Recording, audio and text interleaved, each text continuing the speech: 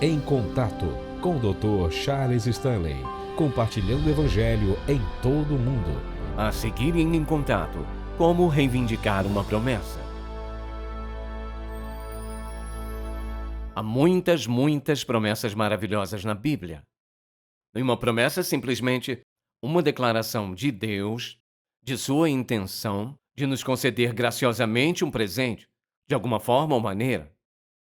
E nas Escrituras, as promessas são uma parte importante, bem desde o início até a Bíblia inteira. Você encontra uma promessa atrás da outra. Expressões do amor de Deus por nós. Expressões do cuidado de Deus por nós. Expressões do que Deus pretende fazer por nós, em nós, através de nós. E expressões da vontade, propósito e plano de Deus não só para a nossa vida, mas para todo o seu reino. Promessa após promessa após promessa. Pense nisso. E todos esses séculos que se passaram, nem sequer uma promessa foi esquecida. Nenhuma única promessa que ele fez foi jamais quebrada. É o tipo de Deus que você e eu servimos. Então, quando pensamos em todas essas promessas e no fato de que ele as fez para nós, lhe trazem glória, mas ele as fez para nós. Então, devem ser uma parte vital de nossas vidas. Todos os dias de nossa vida. Devemos ser gratos por todas as promessas que Deus nos deu.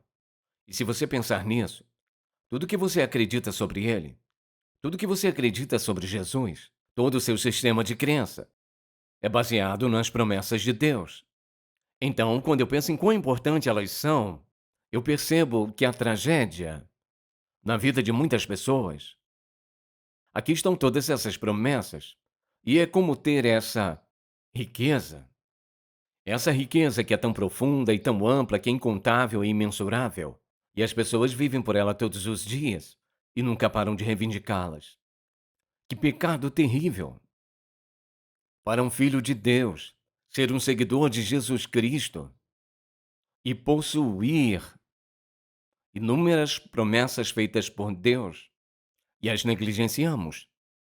Não apenas as largamos, nós reclamamos, nós gememos, resmungamos sobre o que não temos e o que está acontecendo e todas essas coisas que estamos passando na vida, não percebendo ou insensível ao fato de que exatamente o que precisamos é achado bem aqui na palavra de Deus.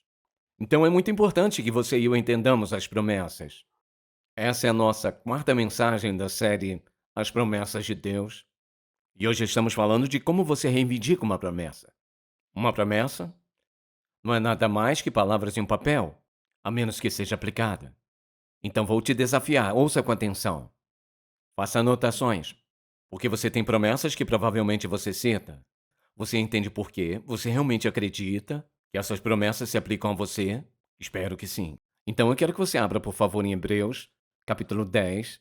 E eu só quero ler alguns versículos aqui para nos dar uma palavra de segurança, porque por todo o livro de Hebreus temos certeza, e essas pessoas que estão passando por momentos difíceis, e a Escritura diz a respeito deles, no versículo 34, capítulo 10, pois vocês se solidarizaram com os prisioneiros e aceitaram com alegria a apreensão dos seus bens, sabendo que têm para si um bem melhor e duradouro, passando por grandes momentos de perda. Portanto, não jogue fora sua confiança, que tem uma grande recompensa, ouça isso, porque precisam perseverar, para que quando fizerdes a vontade de Deus, vocês devem receber o que ele prometeu. Se eu perguntasse qual a sua promessa favorita na palavra de Deus, muitos de vocês me responderiam imediatamente.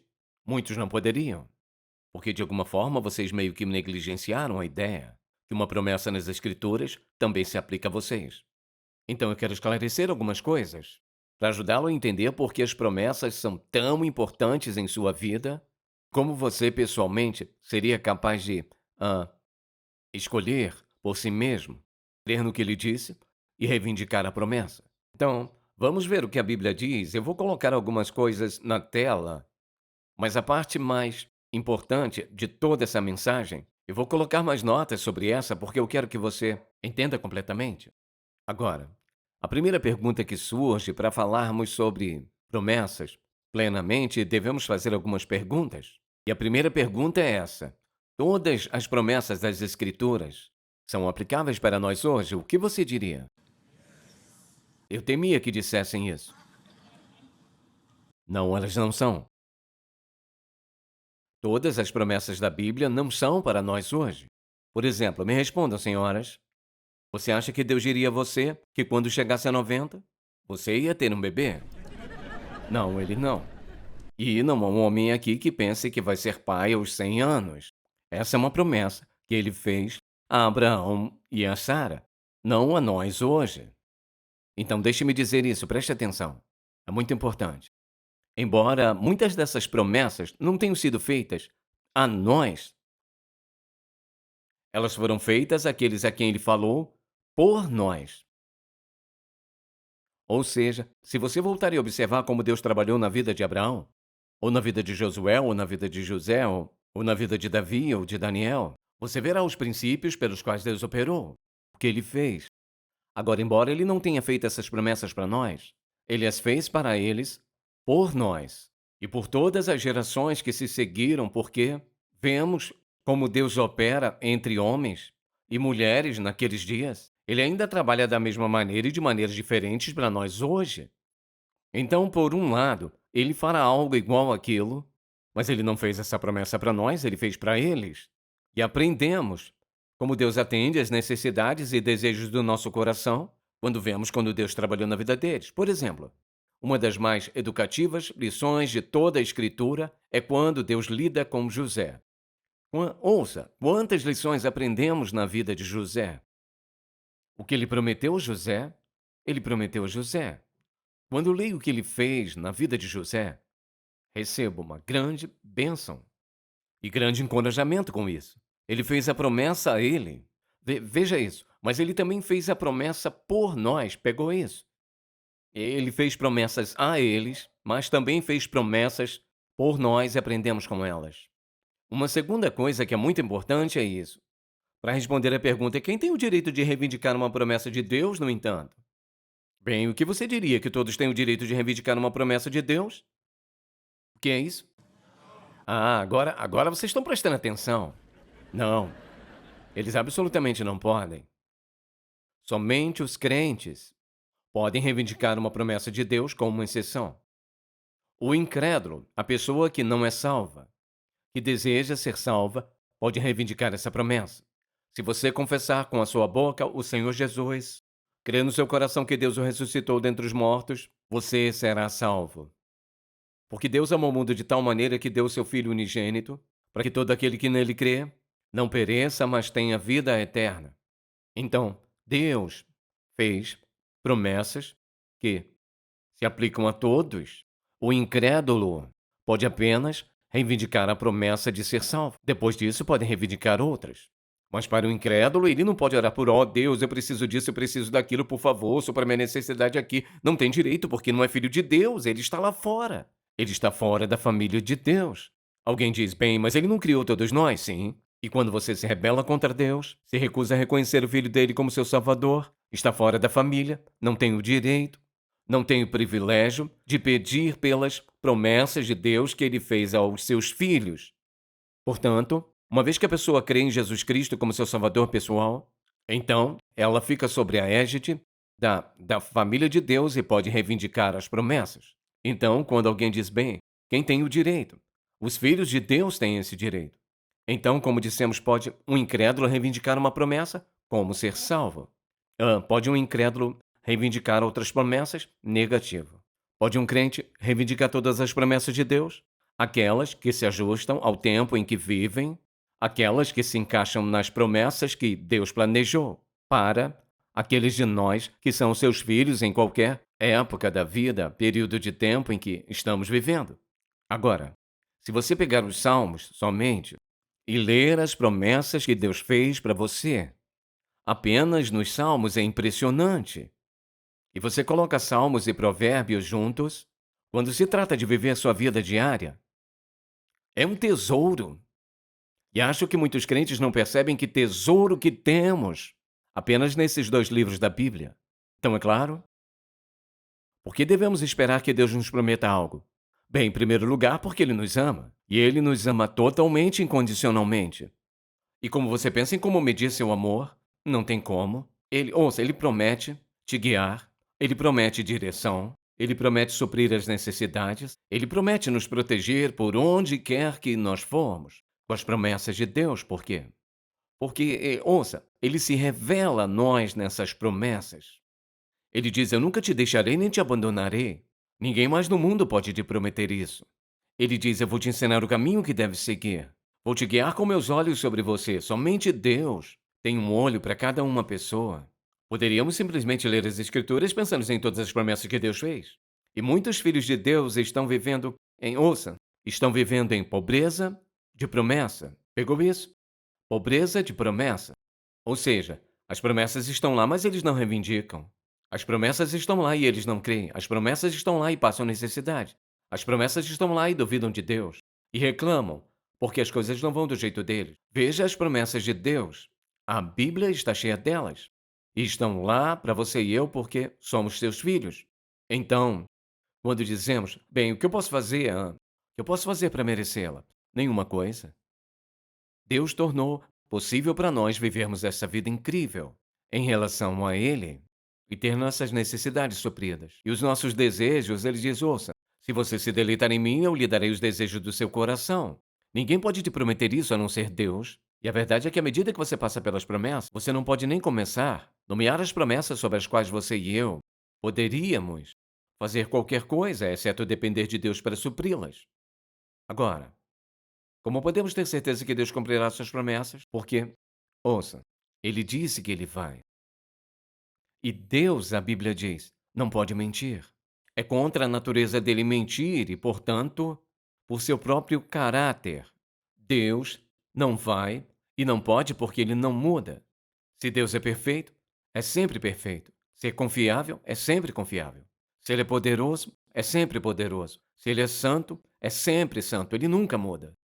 Portanto, quando se trata das promessas de Deus e as coisas que ele prometeu na sua palavra, podemos ter certeza? Sim, podemos ter certeza. Então, aqui está uma grande questão, e aqui que eu quero que passemos um pouco de tempo. Quando uma promessa da Bíblia se torna minha para reivindicar? Portanto, há uma série de pontos sobre esse. Eu quero que você anote, porque lembre-se, eu já disse isso 3 vezes. Ouça, acreditar em uma promessa e não aplicar a promessa não faz sentido.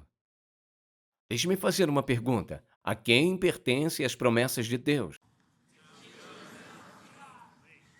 Ouvi uma pessoa falar meu nome. Obrigado, senhor. Isso é ótimo. Eu gostei disso. As promessas de Deus pertencem ao povo de Deus. Então, deixe-me te fazer uma pergunta. Você é um filho de Deus? Diga amém. Então, isso significa que as promessas de Deus pertencem a você? Amém? Percebe quão rico você é? 5 percebem. Nós não damos o devido valor. Então, estão ouvindo? Quando a promessa é uma necessidade pessoal em minha vida. Quando a promessa se encaixa em uma necessidade pessoal, Deus promete cumprir. Ele prometeu te dar direção. Por exemplo, voltando no Salmo 32, verso 8.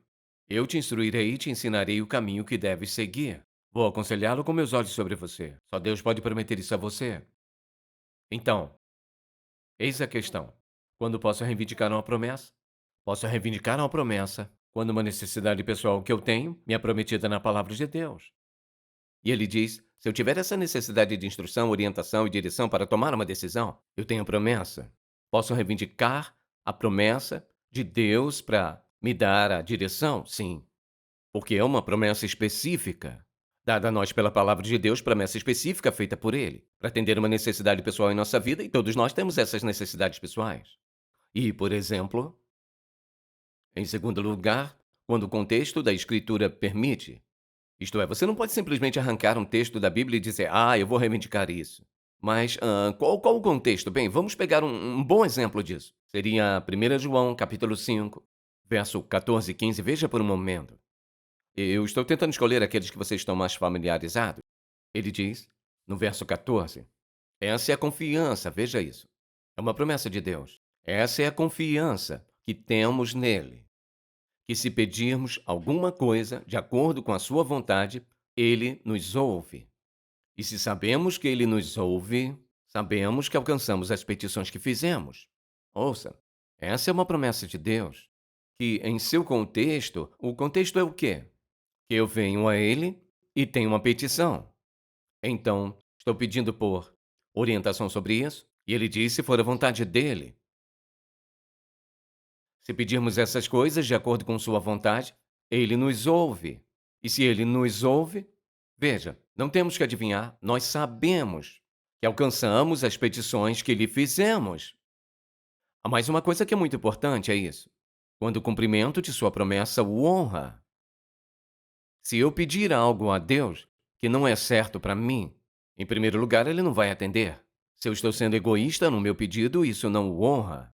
Eu não posso reivindicar isso. Então, se é algo que honra a Deus, temos o direito de acreditar que ele vai responder a essa petição e vai cumprir essa promessa. E, ouça, se for consistente com sua vontade imediata para minha vida, que é uma dessas condições, se você pedir algo a ele que não é da vontade dele, você está pedindo por algo com o qual ele não vai contribuir. Agora veja isso. Você pode dar a volta por cima e manipular as circunstâncias e fazer coisas que provavelmente não são certas ou legais, o que quer que seja, e conseguir, apenas para perceber que fez sua própria armadilha. Você está bebendo o seu próprio veneno que inventou. Mas quando andamos na vontade de Deus, nós temos o direito de reivindicar as promessas de Deus. Porque não queremos o que não é da sua vontade. E, e eu acho que a maioria de vocês tem idade suficiente para ter tentado e já aprenderam que não funciona. É a obediência a ele que faz funcionar. Então, se eu pedir algo que se encaixa na vontade dele, para minha vida, e por exemplo, todos nós oramos por coisa que pensamos, ó Senhor, você sabe que eu sei melhor do que isso? Ou depois de ter orado por algumas semanas ou algo assim, Deus te mostra, essa não é a minha vontade. Então a próxima pergunta é, Deus, qual a sua vontade? Ele vai te mostrar, sim. Ele não disse, peça e será dado. Você está procurando conhecimento, em outras palavras, você está buscando a direção para obedecer a ele, certo? Portanto, ele é obrigado a um filho de Deus responder àquela petição. Ele é um Deus de promessas. Então, é claro, tem o direito de reivindicar uma promessa quando estão andando na vontade de Deus.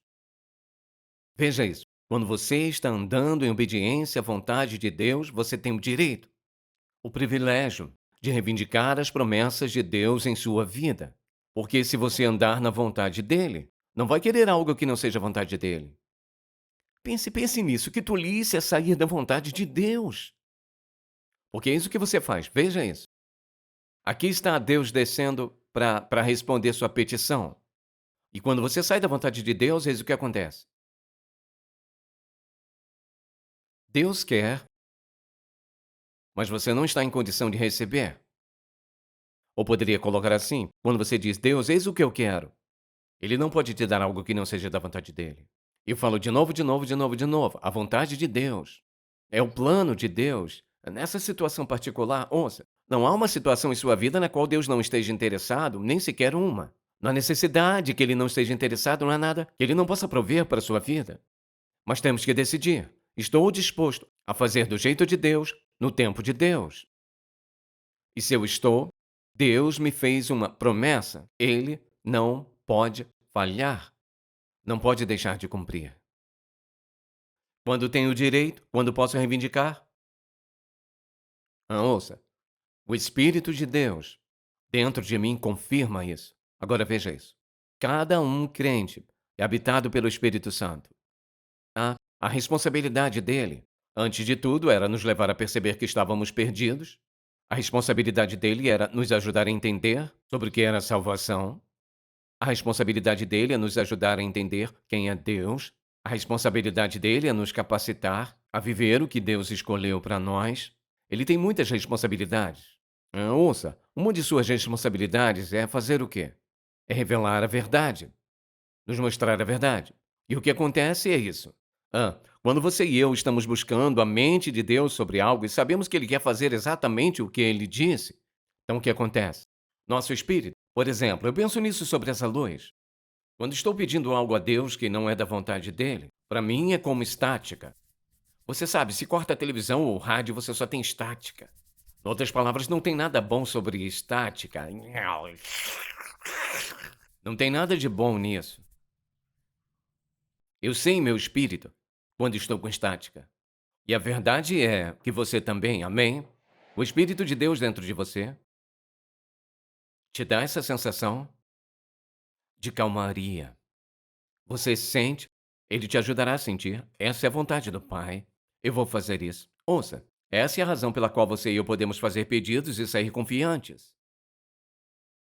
E eu diria uma última coisa. O Espírito Santo não faz somente isso, mas nos dá uma sensação de paz. Eu sei que eu tenho o direito de permanecer nesse pedido quando há paz no meu coração sobre o que eu estou pedindo. E como eu sei se é certo ou não? Bem, é isso que a palavra de Deus sustenta, é isso que a palavra de Deus permite. Isso se encaixa, veja isso. Isso se encaixa em você como filho de Deus. Agora, quando reivindicamos uma promessa, qual a nossa expectativa? Esperamos que Deus faça tudo isso? Há três respostas muito breves. Veja isso. Quando reivindico uma promessa de Deus, é claro como cristal. Tem uma escritura para isso. Tenho três responsabilidades. Número um, obediência. Número um. Em segundo lugar, fé. Ou seja, devo crer nele. Número 3, paciência. Devo esperar por ele.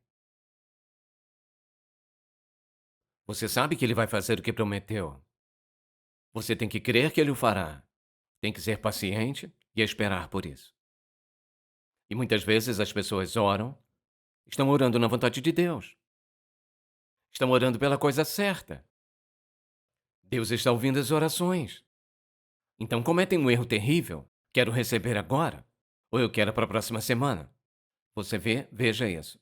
Ele que criou o tempo está no controle do tempo. E ele que criou o tempo, criou na vontade dele o plano e o propósito para a sua vida. Deus conhece futuro, passado, presente e todas as coisas mais. Ele sabe exatamente quando isso tem que acontecer em sua vida. E ele sabe exatamente como vai acontecer. E ouça, e ele muitas vezes nos testa com o tempo para confiarmos nele. Então veja isso. Se passo à frente dele, estou dizendo, não confio em ti. Oh, sim, eu confio. Não, não, não, não. Se eu confiar nele, eu vou confiar que o tempo dele é melhor que o meu tempo. Porque o tempo dele, como todas as coisas do Deus Todo-Poderoso, é perfeito. Muitas pessoas fazem fila para as bênçãos de Deus. Então o que elas fazem? Elas querem receber agora, ao invés de no tempo de Deus. E o que isso faz? Isso só atrapalha toda a questão. Eu só diria isso para você. Já pensou no quão abençoado você é? Que esse livro, 66 livros que compõem a palavra de Deus e todas essas páginas e todas essas promessas após promessas após promessas, isso pertence a cada um de nós que é um filho de Deus.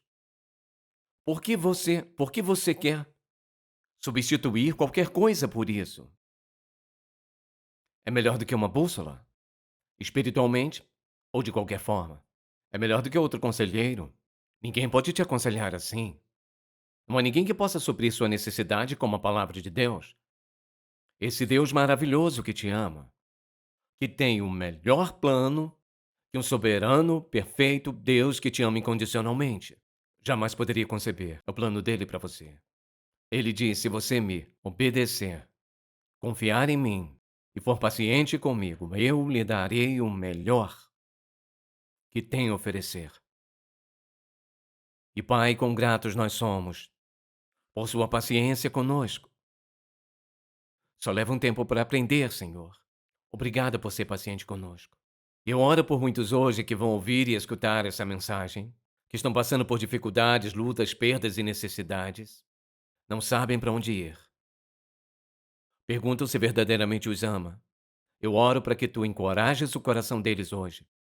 Sim, você os ama. Sim, sabe o que precisam. Sim, está disposto. atender o que precisa. Sim, no seu tempo e do seu jeito. E Pai, eu oro para que o Espírito Santo torne cada um de nós plenamente consciente de que tesouro que nós temos. E plenamente consciente do quanto você nos ama, de toda forma. Em nome de Jesus. Amém. Bem, se você nunca confiou em Jesus como seu Salvador, você percebe o que está fazendo, está tentando viver nesse mundo louco e confuso, sem ter o maior ajudante que alguém possa ter. A coisa mais sábia que você pode fazer é pedir ao Senhor Jesus Cristo que perdoe seus pecados. Diga a Ele que você admite o seu pecado, que se rebelou contra Ele. Peça a Ele que te perdoe, com base no que Ele fez na cruz quando derramou seu sangue no Calvário. Peça que Ele te perdoe porque Ele prometeu isso, não porque você merece. Entregue sua vida a Ele. Deixe que Ele tome conta de sua vida. Deixe que Ele dê orientação e direção para sua vida. E de repente, tudo vai mudar. Essa é minha oração por você. Se você foi abençoado pelo programa de hoje, por favor, visite-nos em intouch.org.